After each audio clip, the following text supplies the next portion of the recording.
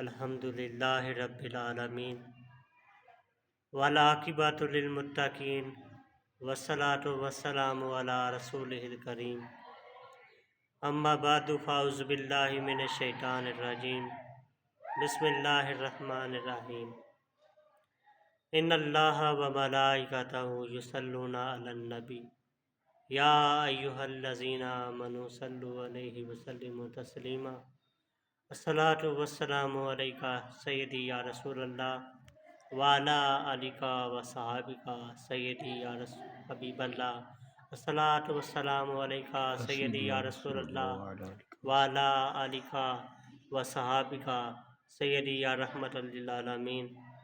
حضور نبی اکرم صلی اللہ علیہ وآلہ وسلم کی ذات گرامی پر اللہ تعالیٰ اور اس کے فرشتے درود صلی اللہ علیہ وآلہ وسلم پڑھتے ہیں۔ اے ایمان والو، تم بھی نبی کریم صلی اللہ علیہ وآلہ وسلم پر درود اور سلام بھیجا کرو۔ حضور صلی اللہ علیہ وآلہ وسلم پر درود سلام بھیجنے کے بے شمار فضائل ہیں۔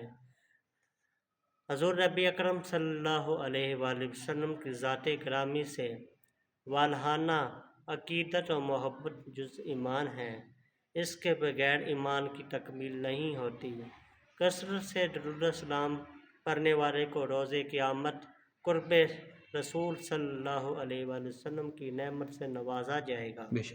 حضرت سیدنا عبداللہ ابن مسعود رضی اللہ تعالیٰ عنہ فرماتے ہیں کہ حضور نبی اکرم صلی اللہ علیہ وآلہ وسلم نے فرمایا، قیامت کے روز لوگوں میں سے میرے سب سے زیادہ قریب وہ ہوگا جو اس دنیا میں کثرت سے مجھ پر درود شریف پڑھتے ہیں۔ ناظرین کرام، یہ پرفتن دور ہے، اور اس پرفتن دور میں نبی اکرم صلی اللہ علیہ وسلم کی ہم ایک سنت کو بھی زندہ کر لیں تو یہ ہمارے لیے ایمان کی بہت بڑی کامیابی ہے۔ ہمیں زیادہ سے زیادہ حضور صلی اللہ علیہ وآلہ وسلم پر درود و سلام بھیجنا چاہیے۔